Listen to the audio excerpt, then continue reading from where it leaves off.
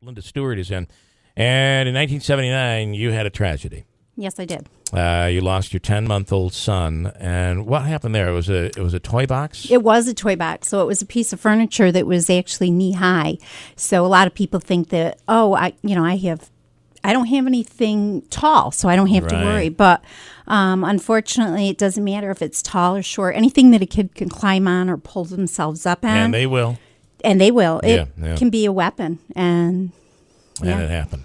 But you have been able to find the strength to try to take something and create something good out of this for other people. Absolutely. Telling this story is very difficult, of course, but knowing that it can reach, a lot of people that have small children, that's my goal. So that no other parent has to experience these things. I mean, that's our goal. IKEA just went through a massive lawsuit. Yes. I'm going to say that's a class action lawsuit. Yeah, I don't know. That I am not sure. Yeah. Either way, it was a lot of money. Yes, it was. Because a lot of their furniture, you put it together, and it's especially if stuff is on a carpet. Right. That's just, you can see that rock back and forth. Yes. But you got to suspend this stuff to the wall. Yes, absolutely. And I think a lot of the furniture, people don't realize that, they're like, oh, it's not going to tip over. They put it together and shake it.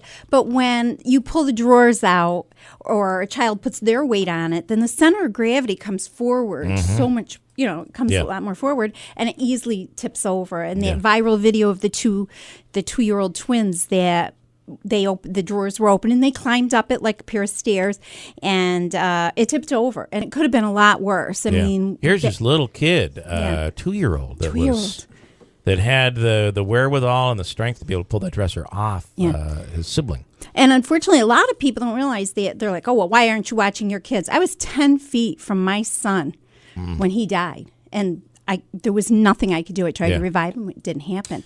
So. And it's also tough. That statement is tough anyway, because there are times that you put your kid in a playpen or a playroom or something. You're getting things that you have to get done. You're making dinner. You're doing something. I mean, to think that you're going to be sitting there as a parent with your eyes on that child at every second is not ever really going to happen. It's not realistic. No. And a lot of parents will say to me, oh, my kids don't climb, or, I watch them. They're never left alone. But it's not the case. They will still find trouble. They're kids. Right. And you never know when it's something, there's a distraction. Something all of a sudden in the kitchen falls and a milk jug, and there's milk all over the place. You run to pick it up. There's time for a kid to do something at that point. So you never know what's going to. So are there? I know that IKEA now is taking great measures to make sure that the instructions are there. I talked to a guy, Tom in Little Falls, the other day, who part of his job is to go in oftentimes to houses to do the setup. So if you pay to have something put together, they're not allowed to actually put the actual anchors into the wall, but they have to make sure they instruct very carefully and give the pieces and give the equipment that people need to be able to do this. So is that on your website? How do we find... Yes, on the website, safeandsoundwithamaya.org, you can go on there. You can actually order. These are the brackets. We give them away free. To date, we've given, Safe and Sound with Amaya has given over 100,000 brackets out free to anybody who asks. So if they go on the website, there's a place where they can order them. And the instructions are right on the inside, and all the pieces are in here as well. And the important thing is we do all this so that we can get them in the hands of the parents, but unfortunately it does no good if it's sitting on a shelf next to the television. So we lose in this country one child every 14 days is dying because a piece of furniture is tipping over. Wow. People just don't. I think 3 out of 4 people, the statistic is, that aren't aware of that. Yeah.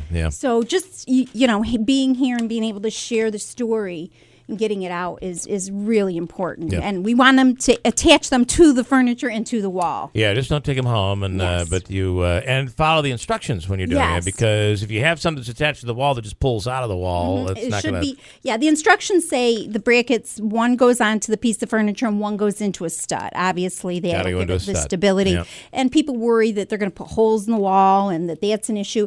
But, I would put 1 million holes in a wall to have my son back here in my arms. Yeah. So can't imagine. Put those holes in the wall. Andrew. So Linda, by the way, those holes can be filled very easily. Right. You can even put toothpaste over them. Nobody sees it. Yeah. It's true. So, in your work here at Safe and Sound, do you also offer your services or comfort for parents who have gone through what you've gone through? Have you ever? What do you say to parents that go through what you've gone through? Well, we carry around a huge quilt. I don't know if you've seen it. And what it is little blocks of children, their faces. And all of the children on that quilt have lost their lives to tipping accidents. And I did an expo at Utica Zoo recently. And people would say, oh, look at that beautiful quilt. Oh, my goodness, why are there 2 dates on that quilt? Every child has a birth date and a death date. And that certainly, people will come up and say, you know, my son or my friend had a son or my girlfriend, you know, it could be anybody. And that's the thing. It's doesn't matter if you're rich or poor, black or white. These accidents happen to everybody. And the accidents, the scary part is people think, well, you know, my child will be safe. I'll put a dresser in the closet.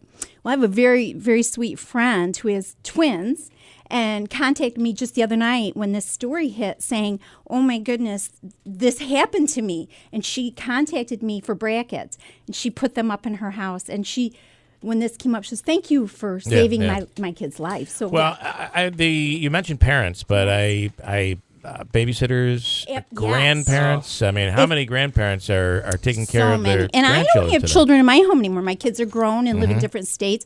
But I have my grandkids at my house all summer. Right. And the important thing is if a child's ever in your home, then you have every reason to get those brackets and put them up. Anything with doors, drawers, or shelves, because they're they're like little step ladders, and the kids are going to climb on them. Another big thing is on the bookcases. A lot of people put aquariums and things like that. They are so heavy. And the kids want to look at the fish. They climb up, and we can only imagine what that could do. I got to tell you, I'm a nut with this. My wife is always like, because I am screwing up the walls, and but I'm nutty over it. And you can put a long screw in, make sure it hits a stud, put another screw in, and tie a wire to it, or whatever you have to do. But then I also think about all the things that I'm thinking about a TV stand with a TV sitting on it. That wasn't anchored because we never thought we'd have to anchor, but that could have been.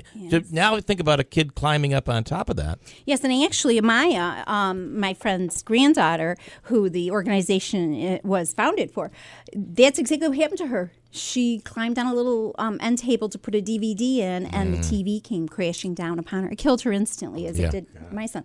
And that's a local story? Is that a local that's story? Syracuse. Syracuse. That's the Syracuse band. Syracuse but it's outreaching. They will send brackets wherever they're, Got it. wherever they need to go. Well, listen, I appreciate what you're doing, and you're trying to do something positive, and no matter how much time goes by, it hits. It's relevant because the accidents are still happening. That's the sad part, and we'll keep doing it until we stop here. Your website is safeandsoundwithAmaya.org. AMAYA.org. You have one more thing? I see you're new. He has a toddler.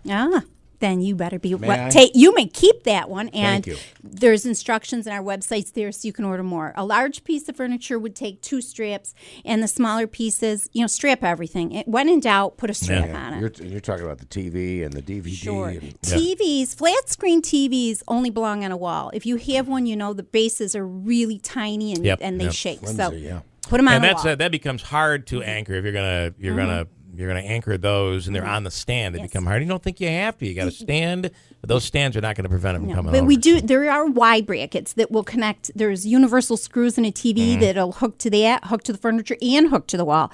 You can get them at Walmart, Target, and all those places. So if you go on and check that, it does make it better if you can't wall mount it. I mean, obviously our goal is to have them wall mounted. And now a lot of the furniture is coming with the brackets, already coming with it because of what happened with IKEA. So yes, but unfortunately it does not cover antiques, or if I pass furniture on, or secondhand shops. So there's still a need.